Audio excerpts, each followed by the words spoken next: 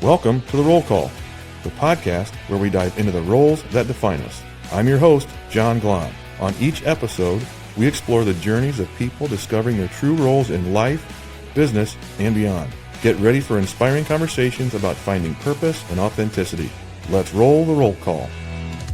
Hello, everyone, and welcome to The Roll Call. I'm John Glahn. I have with me Mark Young, who is entrepreneur, author, educator, functional doctor, CEO of Rise Agency, travel nut, I think, to throw in here, and every other ADHD thing that that goes along with me. You're not wrong.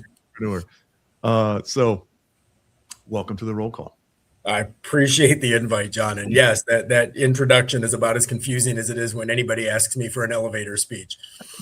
I get the question all the time, what do you do? And my response is, the hell if I know, but if you figure it out, can you make me the first to know? I love it. We're going to have fun today. Just a little opening into, the reason, Mark and I got connected kind of anonymously in a wonderful way. And, the first thing I noticed was he's in Florida, but his phone number was a 313. So I was like, well, hell, that's a Detroit number. Let's talk. Still repping the D. Love it. So you are where you are today as an entrepreneur. I want to know what Rise Agency is, and then I want to talk about how in the world you got here. Well, I'm gonna tell you this. How I got here is absolutely anything but a linear story. But I find it's probably the most relatable crash and bang up story that any entrepreneur hears, because I don't know an entrepreneur who got to where they are intentionally. Amen. Like, I get that question all the time, and I feel like an absolutely terrible person. Like, I was a college professor for many years, so I always like having very concise answers for students. But I would always get these questions and still get these questions like, how did you get to where you are? And there's two sides to that question. The first one is, as an entrepreneur, I never feel like I'm anywhere special because all I do is see where I'm not. Like, I always see where I should be or could be or want to be. I don't see, it's the gap in the gain, as Ben Hardy would call it, right? It's the gap in the gain. It's like I'm too busy looking at the gap and I'm not paying enough attention to the gain. But when I'm asked that question, how did you get here? I always answer it and just say, it was just a series of yeses. It's that fail forward mentality that I think most business owners can appreciate, right? It's I laugh. There was a meme that I'd seen not too long ago, and it literally was a timeline, but the timeline was ups and downs, and it was bouncing all over the place on this line graph. And it was, everything from, I'm a hero, I'm amazing, to, I should just end it all today. And, it literally went from, champion to suicidal ideation. And it was, the tagline at the bottom was, a day in the life of an entrepreneur. Like, that is so relatable. Yes. Ups and downs. So what's Rise Agency? Yeah. So Rise is my primary business. That's how I describe it. And Rise is a marketing advertising agency that really specializes in brand and e-commerce focused. So we're the people who help grow e-commerce based brands, online sales.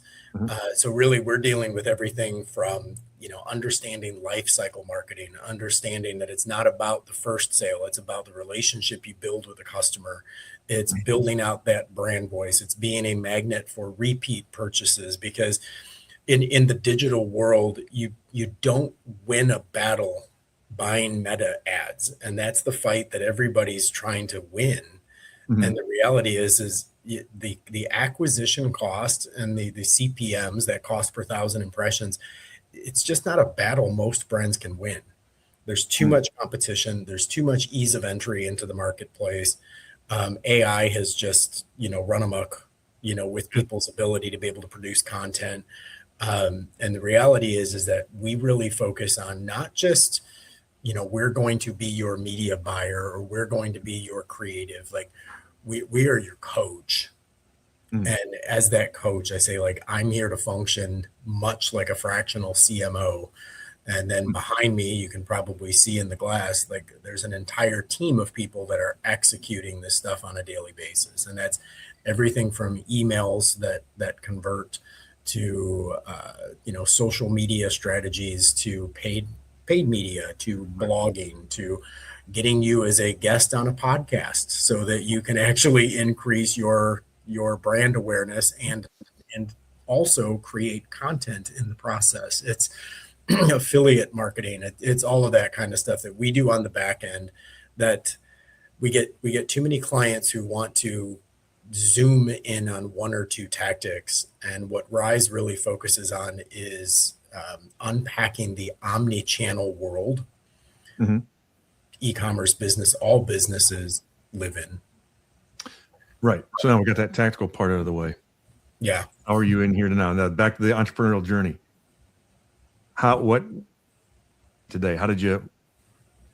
What's that winding path? You said, professor. It makes no sense, dude. So I'll start you on there and say, I grew up in a family of entrepreneurs. Okay. And I think most entrepreneurs probably did at some point or another have some kind of entrepreneurial influence. Mm-hmm. And I say that it's almost in the DNA, right? Like I grew up in a family of business owners, not always successful, but always determined. Mm-hmm. And in doing such, it kind of seemed normal. So I actually ran my own business. This is the dumbest thing. When I was 16 years old, I ran my own business. I used to have a retail store that sold beepers and cell phones, but it was before cell phones. I'm that old. We sold beepers, and the beepers became a gradual into cell phones. And then I ran that for 7 years until I was 23. Sold the business, and then went into nonprofit accounting. Yeah, makes sense of that. I was an accountant for years, but always had entrepreneurial ventures in the background. I actually, while working as a financial controller for a large company, I opened a tanning salon and had we were like a tanning salon and day spa where I was like silent partner in the business. And then I started teaching and was teaching at colleges in the evenings because I loved educating. My father had always been in the advertising and marketing business. He's owned his agency for 30 years, that entrepreneurial bent.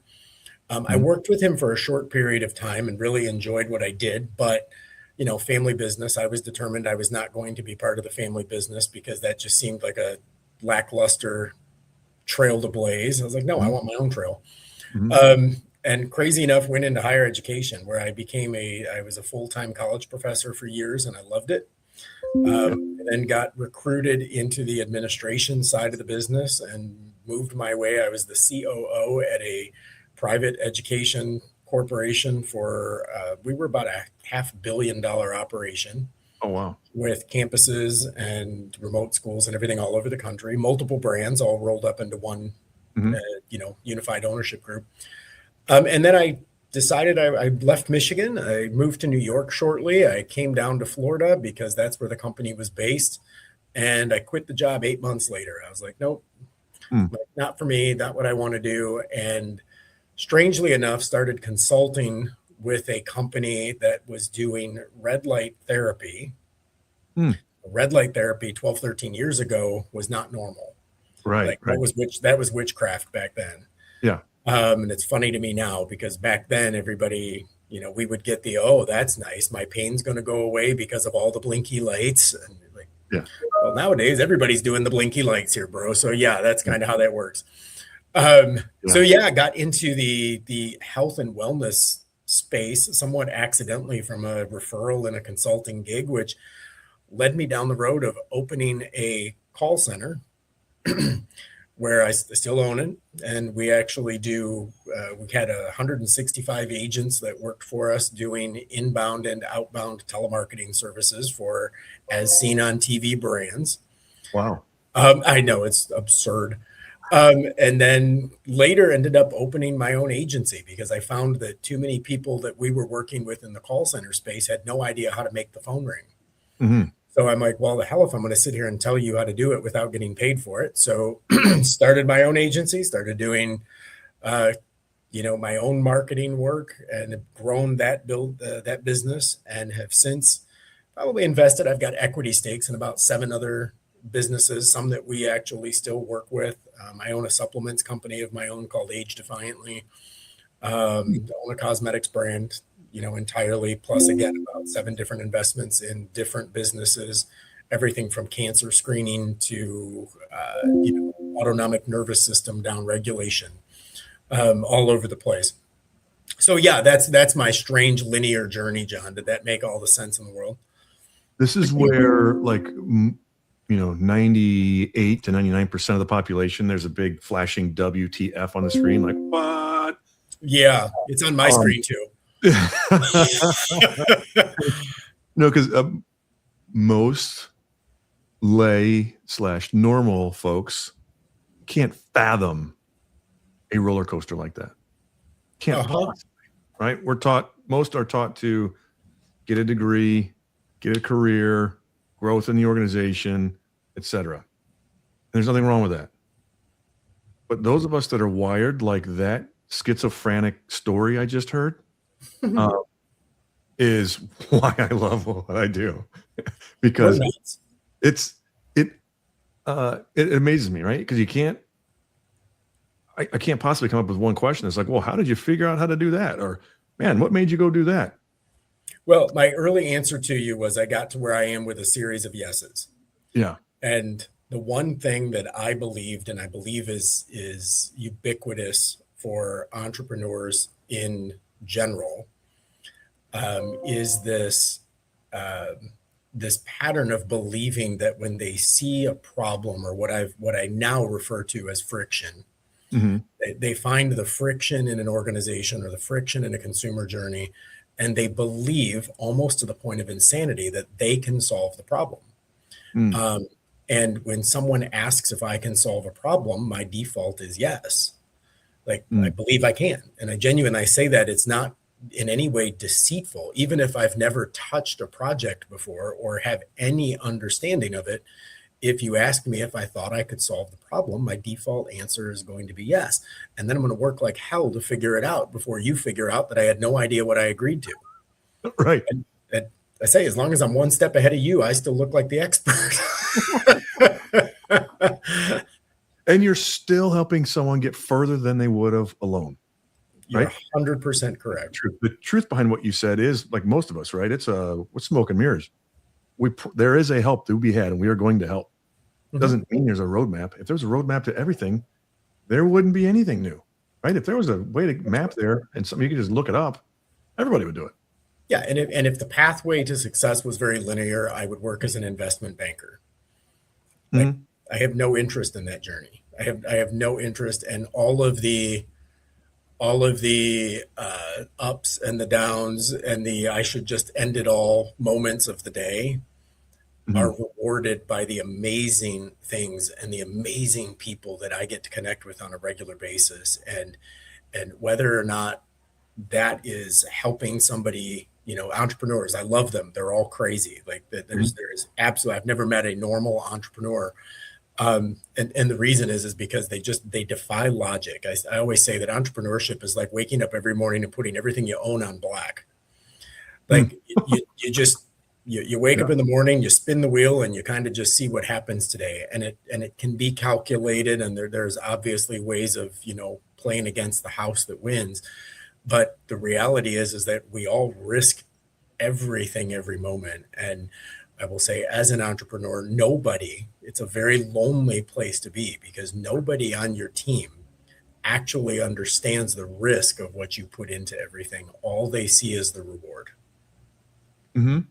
Or perceived reward. Fair. Fair. They think that reward is about 10 to 100 times larger than it actually is. Right? You're not wrong. And sometimes the reward is a beating. Yeah. So obviously it's clear to see, right? You have drive, just like entrepreneurs, right? There's a drive. Like you said, there's friction. You see a need. You feel like you can figure out how to go do that. And then every day, that's what you're doing for your clients. Yeah. Easy to do as the entrepreneur, because you're the one that saw the vision. You're the one that created it, this business, and that passion keeps you going. Now you have like you said, 7 or whatever the number is, other businesses that don't happen to be business, but are related to passions and causes and things that you've started. How do you get, this is a very loaded and open question and go different directions. How is it that you can spread out your passion in each one of those, in those businesses, to the people that actually are doing the work? Yeah, great question. Great question, because I mean, that's more of a leadership question than an entrepreneurial question. And that is, a lot of entrepreneurs function as solopreneurs. And in our Mhm. current AI culture, that solopreneurs are becoming even more common, right? Because they don't Mhm. need entire teams of people.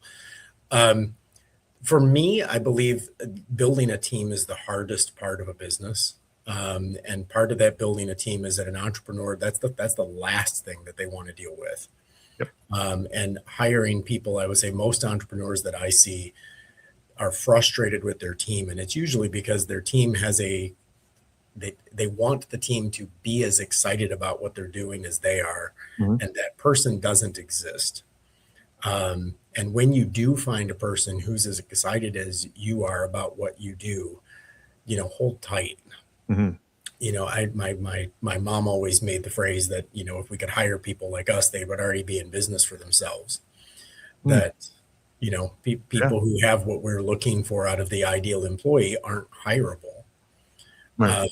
And I'll say this, and that is, it is the reason that partnerships and allies in your space, a phrase that I've used is very common, is that there is no competition at the top, because up here we collaborate. I love and that. and the competition's all at the bottom. Like the folks that are, doing all the hustle and grind Instagram posts, like, you're at the bottom, because nobody at the top is having those conversations. We're all sitting in the same rooms and trying to find out what we can do to help each other, because there's an understanding that your gifts and my gifts can be complementary. And even sitting in a lot of the rooms I sit in mastermind groups and all of these types of collections, you're dealing with people who understand that hoarding intelligence or hoarding IP or hoarding resources makes us all smaller. Mm. And I say that there's nothing that I am involved in on a daily basis that I couldn't make better or solve a problem with a phone call. Um, I'm friends with Joe Polish, and I laugh because if you know Joe from Genius Network, Mhm. Joe's the guy who knows a guy, and Mhm. it's hilarious because it's on a regular basis that Joe is the king of group texts, Mhm. and it's nothing that he's making money on. It's if he sees somebody who should know somebody else, you're going to end up in a group text because you need to know each other. And I find I do that all the time. So I have an affinity for Joe, because I'm like, this is pretty funny, because this is who I am. Like, I'll sometimes start my mornings because I was like, hey, this person should know this person, because if they got together, that would be amazing. And there's a young guy that I've been working with and somewhat mentoring, and he's like, well, we're going to build this. I'm like, but that already exists. Well, we're going to build our own. I'm like, that's a foolish task. You are going to put time and money into something that already exists, and you could make a strategic partner out of someone who already has a database and already has that technology. It's not your core business. Narrow down. Ben Hardy, in his book, The Science of Scaling, talks Mhm. about, doing less is the way to survive best, because we need to get out of the multiple things and start zeroing in on what are the things that you do best, and then find your who, not your how, on Mhm. how to take that next level. But that's a top level thinking strategy. Yeah, I want to. Wow. That simplification that you just stated, and I'll have to come back and listen because I didn't write it down. But how you stated, right, those at the bottom are the ones grinding and chomping and doing all the little tricks to try to get things done, and those at the top, to really just nail this down. It's about the connections we make, and I'm hearing in a different way a help first mentality, Oh, um, 100%. versus Add value. someone coming into, you name a networking venture or mastermind, that where you just feel people are coming in begging for business, right? And I can Absolutely. immediately, I see it, I turn it off, versus, wow, how can I help you? And everyone connecting and helping each other. It's amazing how much faster it is to business, Well, right? and here's the deal, John. Like belonging to multiple different groups and WhatsApp groups. My phone goes off all day long with different WhatsApp groups that are all just group chats of different different masterminds, collaboratives, quantums, whatever everybody's code words are. Mhm. The reality is my approach and the people I respect most approach is a how do I enter the conversation and add value to everybody else in that room. If because me adding value, there is this misunderstanding psychologically that if I give you something, it makes me less. Mhm.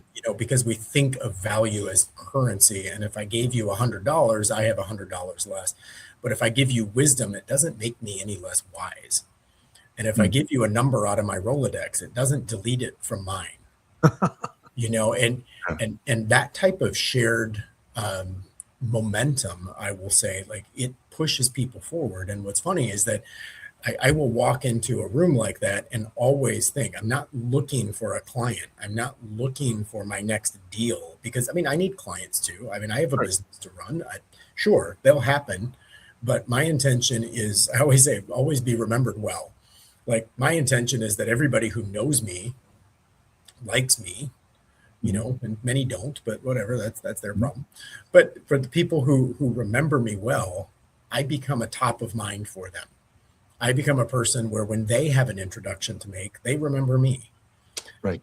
because that's how I want to be remembered. If you knew the amount of work, even as an agency, that we put in to clients who I've got a client right now, not even a client, it's an introduction who runs a company. I mean, I'm probably putting in 4 or 5 hours worth of work pouring over all of his, I'll say financials, but all of his KPIs of his business because he doesn't understand them. Right. Okay, He I has don't even know that having him as a client is worth having him as a client, but I'm like, sure, whatever. Like, I'll Mhm. gladly take this stuff. We have tools and knowledge that you don't have. Let me go ahead and give you an overview of what's going on in your business because I can horoscope it from the numbers. Give me access to the numbers. I'll tell Right. you what's going on. If there's a way we can help you, great. If not, that's fine too. Mhm. Like I just added value to your life, and when you go have dinner tonight, you'll tell your wife that you met this great guy. Like that's sufficient for me. I'm perfectly good with that because that's an energy issue. Mm. I want to put positive energy into the people that I come in contact with, and I just pray the same happens back, right? Oh, I love that. Um, we'll get to another tactical thing. Again, back to these other businesses, and you're like, finding the right people, and those that are truly like-minded like us. They're off starting something else, or we're. Uh, I've done a lot of that in my time. It's helping push other people to go start their own thing because they don't know what's possible or believe in what's possible. They're believing in having a job.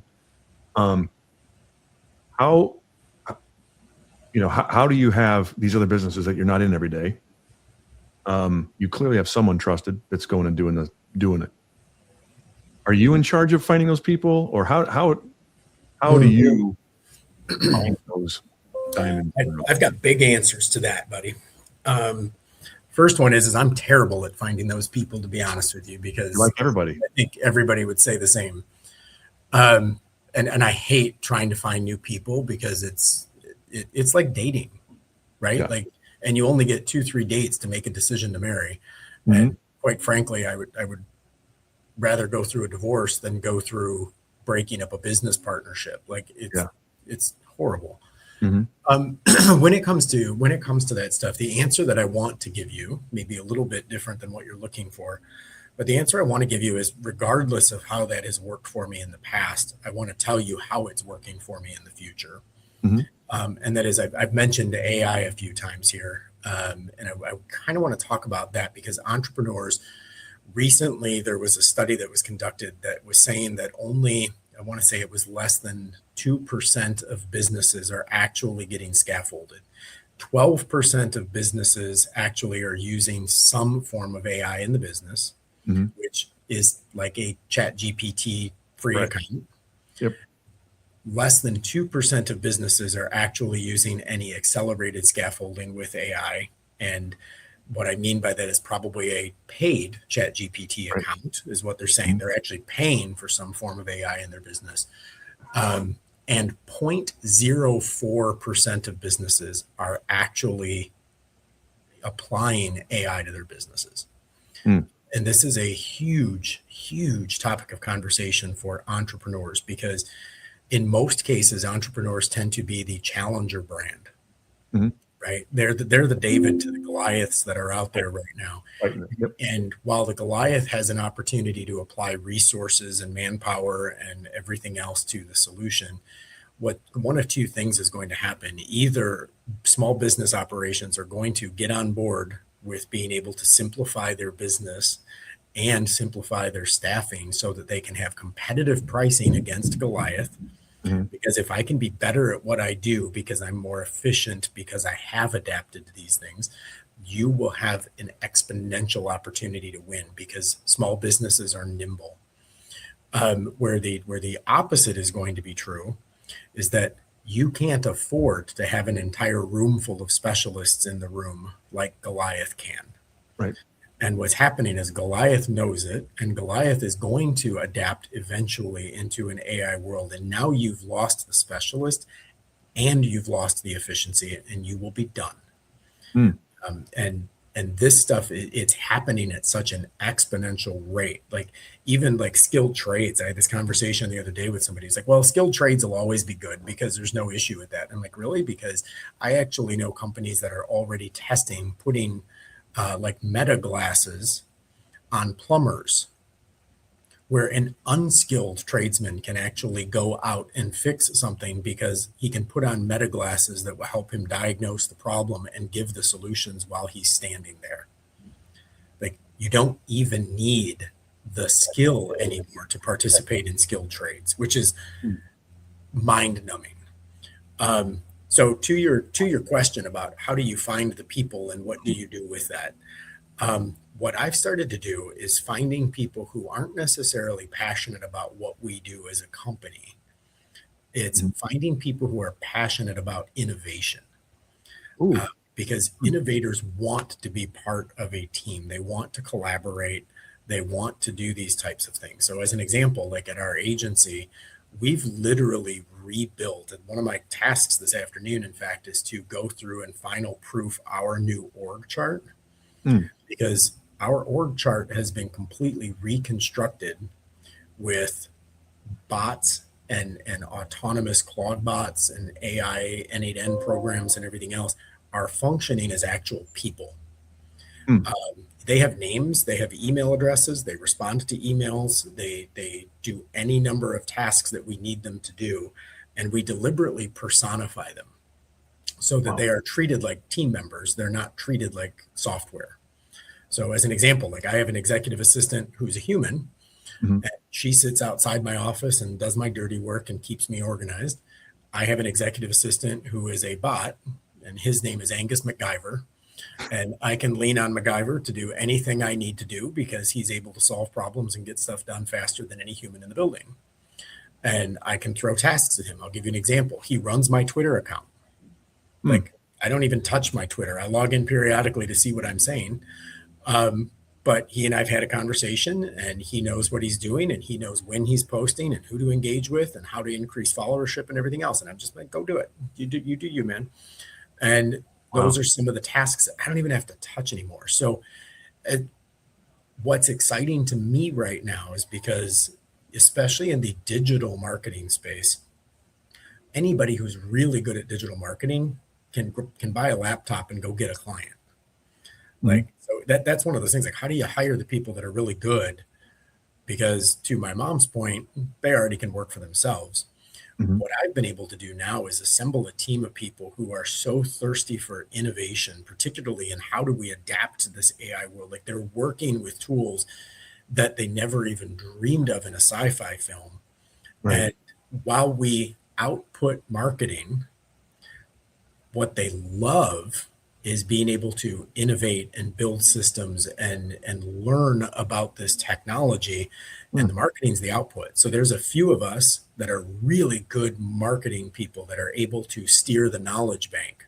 But my core people, they're not even marketing people. Like they're innovators who just have a thirst for doing what they're doing. And it's funny to me because our business used to be, 9 o'clock in the morning, I may be the only employee in the office, and at 6 o'clock, you could shoot a cannon down the hallway. Yeah. Anymore, what's funny to me is over the last 6 months in particular, there's been such a shift. Like I can get at 8 a.m. and there's already people in the building doing work. Like last night, I didn't leave the office till 9 o'clock and I wasn't even shutting the lights off. There were still people hammering away because they're just loving what they're doing. So I've been able to pivot who I'm looking for, because I'm not looking for a person with 20 years experience doing something. I'm looking for an innovator who can take my knowledge and bring that to life. And which is probably a segue for you as an example. Where does the knowledge come from? And I'll give an example. I showed you this earlier before. Here's my shameless plug. I just finished a series of 5 books called the E-commerce Brand Guide to the Galaxy, and literally book by book, I am teaching e-commerce brands. Like these are the 7 email sequences that need to exist in your platform. I recommend Klaviyo. This is the way to segment your list for the maximum effectiveness. This is how you should be working on your brand voice. This is why a win-back campaign should happen. This is what ad platforms are available right now. This is what top of funnel means when you hear people use those words. And what KPIs mean the most, because everybody's like ROAS. I'm like, ROAS is a downstream issue.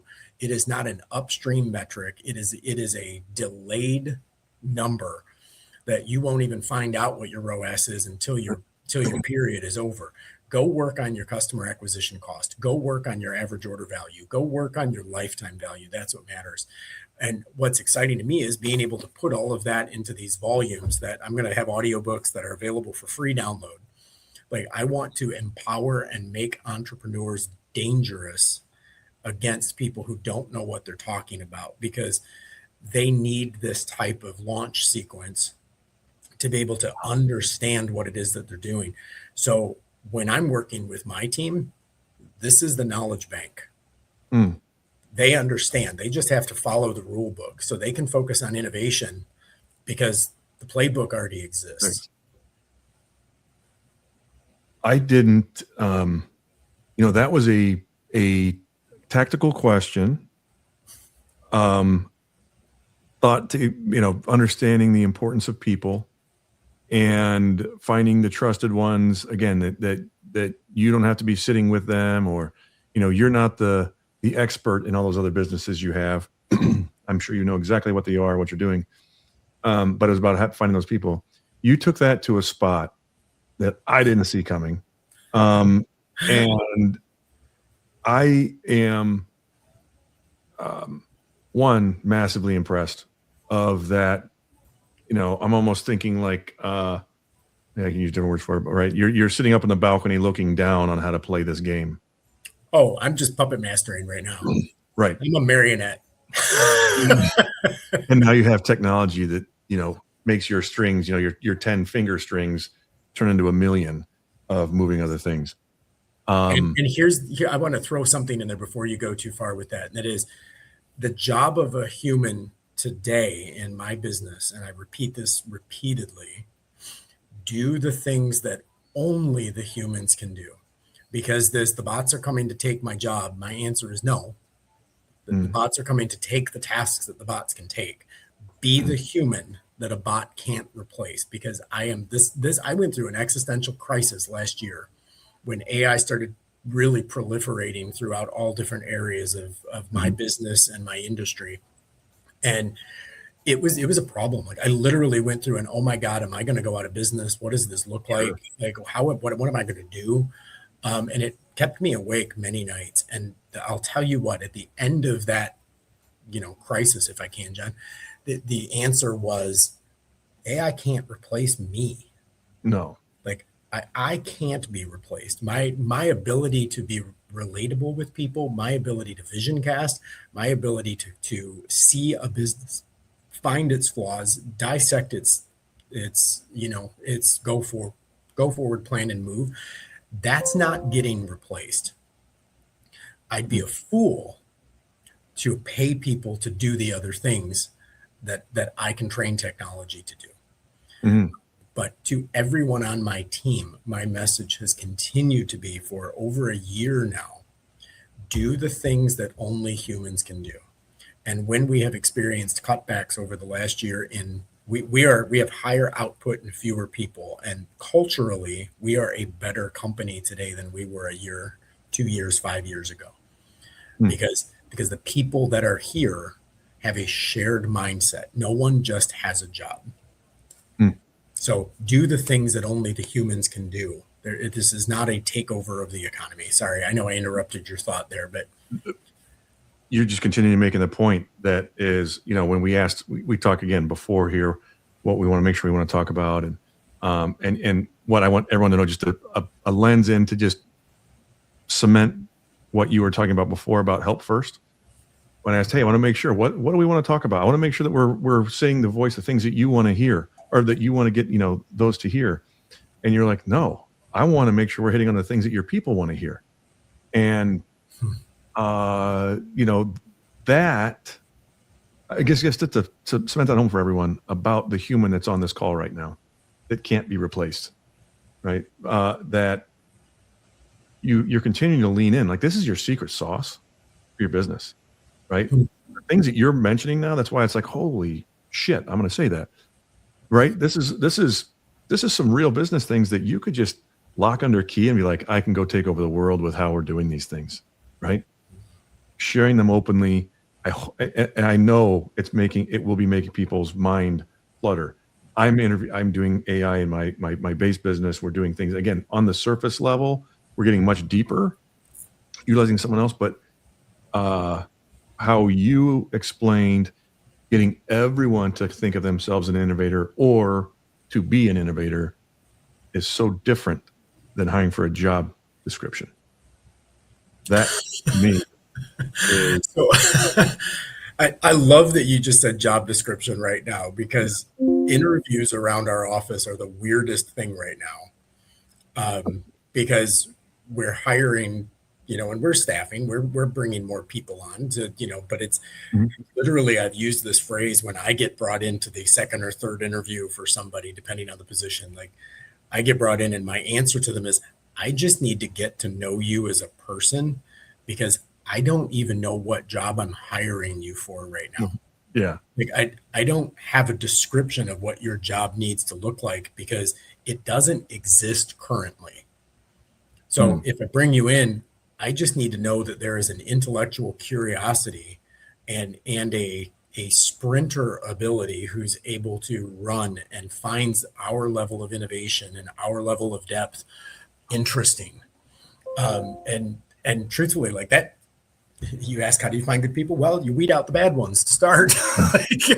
If you don't fit, cool. Like, glad we found out early.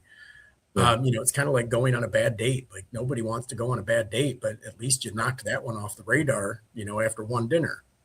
Yeah. Yeah. And, and for them, it's not that you're saying no to them. It's like a mutual, they're not going to be happy. They're not going to thrive in this environment for themselves. 100%. So you're helping them go somewhere else. I don't want to forget to go back to the plug on the book. When is, I know when we're recording this, it will be out by the time this is released. And is it the volume set together? Are you selling them separately? Make sure that I hit this home for you. Make sure that we're getting the right voice out. Although you won't need me. You know how to get things out on the e-commerce. Exactly. So yeah, the e-commerce brand guide, like we're going to have stuff out there where I'm going to give you a landing page and stuff when I've got the thing taken care of. All of that is good. There's no issue with us giving the audiobook away for free. In fact, I'm recording it next week. So audiobook will be available for free. I recommend that people buy all 5 books because, they stack on top of each other in terms of content. But aside from that, what I will say is all of that is a package, but you can buy the books individually. I would say just go and buy them on our website or buy them on Amazon. Easy enough. We're not charging a lot for them. My goal is not to make money. My goal is to get knowledge into the hands of people. Selfishly, my business model, give away enough books, somebody's going to realize that this stuff is not as easy as they think, and they're going to hire an agency. Who just might know how to write a book about it. There you go. But the reality is that you get enough people who are interested in this type of business, they're going to see this. It is I want to say it's authority for me. Like being able to write, being able to put this in words and say, look, like this is what needs to happen. I'm an authority on this subject matter now. So when you have questions, you can come talk to me because I know what I'm talking about. Right. And it accelerates, I believe, the sales cycle for my own business. And it also creates a rule book, not just for the bots, but it creates a rule book for the humans. Like if you just created a landing page and the landing page defies the rules that the CEO wrote in his book, you created the wrong landing page. Right. Like it's not hard to see what done looks like because done is printed. Like you literally have a copy on your desk. You know exactly what this should look like because it's in print. Right. Awesome. Well, Mark, this has been an absolute ball, and I know we're just scratching the surface, but what I like to, and we have to end it at some point, so I keep my listeners actually listening. Right. Not for you, but for most. So I like to end with what's one, it could be your largest or biggest failure, mistake, misstep, however you'd like to call it, that you've learned from the most and others can benefit. Well, I'm gonna quote Dan Sullivan on this one, and I'm gonna say there's only two teams. There's the winners and the learners. So while there are definitely things that I would prefer to do over, I try not to look at anything as being a loss because I'm 50 years old right now, and I think of myself as having about 250 years worth of knowledge because I have lived 100 different experiences, right? Like from the classroom to multiple entrepreneurial ventures to to large business and corporate culture. Like I've run the gamut. All didn't work out as planned, but it all worked out. And going back to the seeding on yours is the learning part is essentially everything is a part of the journey. Yeah. Awesome. Well, Mark, this has been absolutely phenomenal. How can people get in touch with you, your agency, et cetera? Yeah. The easiest way is just go to themarkyoung.com. All my contact information is there and they can find out whatever. Our agency is Rise Agency, as you said, and that's spelled RYZE agency.com. Feel free, reach out to us on that address. But I'd love to talk to people. Social handles are super easy and at the Mark Young, super easy to follow along. And I'm usually talking about business and marketing, or I'm talking about health and wellness. So I'll end all that with, I love entrepreneurship. I think it is the spine of the American economy and will continue to be into the future. And also we need to make America healthy again, right? Like we need to get on the health bandwagon because we need to make sure that we've got a country worth saving when all this, health and wellness is too important to our people. So you mentioned that I also had a doctorate in functional medicine. So I had to put some kind of health plug in there. Yeah. Keep going. You know what? We're not ending. Tell us more. Oh. Yeah. Well, I'll say this, entrepreneurs, that we started off our conversation by talking about how we're ADHD, right? Like we're bouncing all over the place and find 100 distractions. And one of the things that I have found very clear about entrepreneurs is it is the target audience for functional health.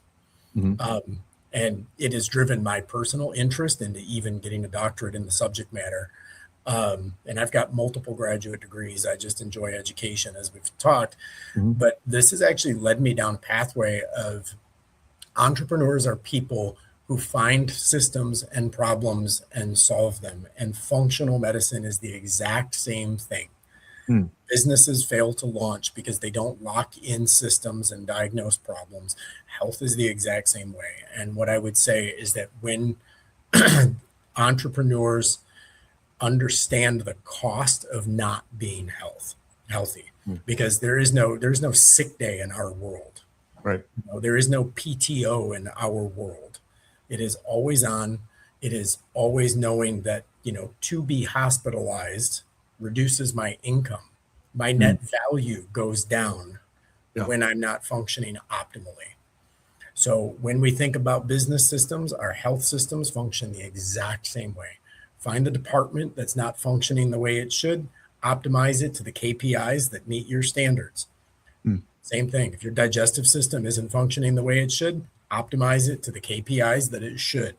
Find those types of things. So again, to our entrepreneur friends out there, lean into your health, lean into that, because we are the backbone of the economy, but I believe that entrepreneurship also is the backbone of a revolution in the healthcare industry. Woof. Okay. How much are you, I know you have that, how much your time is spent in that world? I know you said you had a supplement company. Are you dancing around in that business wise? Yeah, that one I actually do spend time in. I actually host my own podcast called Age Defiantly, where I am meeting with subject matter experts and talking through health and wellness, talking through modalities, talking through all sorts of things. And we hit topics from all over the place. In fact, our first podcast was with Del Bigtree. And Del Bigtree he was the communications officer for Bobby Kennedy's presidential campaign. Okay. But Del actually used to be the producer of the TV show The Doctors, and then he ended up becoming the CEO at Maha Action. Okay.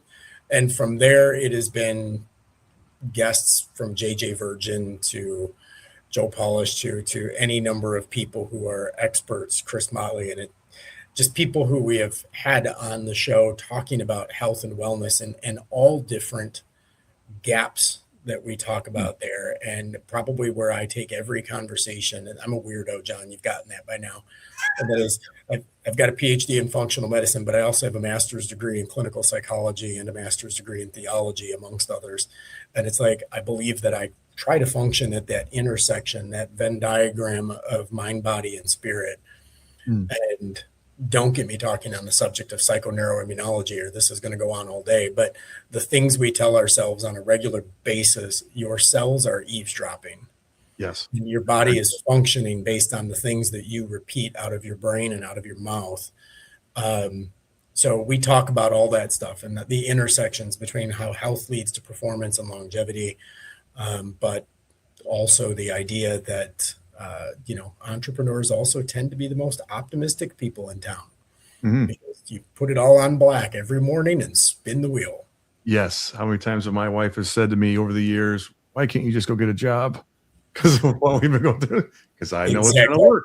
I have a buddy of mine who's always got a dozen ventures going at the same time. And I had dinner with him and his wife not too long ago. And he's talking about this new thing. And she leaned over and she went, I told him, this is the last time. If this one doesn't hit, we're not doing this anymore. Like, Janine, you guys are living a pretty good life already. I think you got it. But yeah, it just that intersection. Business is amazing. I love business. I love entrepreneurs. But I also think that there is a huge benefit to them focusing on the holism.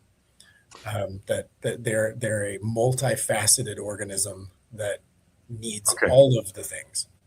This may be a second time that I have you on in the future, because that's a whole different thing that I think so beneficial to those that are listening. So I don't want to lose time. Maybe I'll just come back to Michigan and we'll have to do this in person next time. That'll be great. That's a lock. I do love doing that. Consider that done. We will do that. There all the time. Awesome. Well, again, thank you so much, Mike. This has been incredible. I know it's going to be very educational for everyone. And I think we're going to call this a wrap for now until we open set again in person. Love it. Thanks for the invite. Thanks for tuning into The Roll Call with John Glahn. If you enjoyed today's episode, be sure to subscribe for more insightful conversations. Remember, discovering your true role in life is a journey worth exploring each and every day. Until next time, keep defining your path and living your authentic self. This is John Glahn signing off.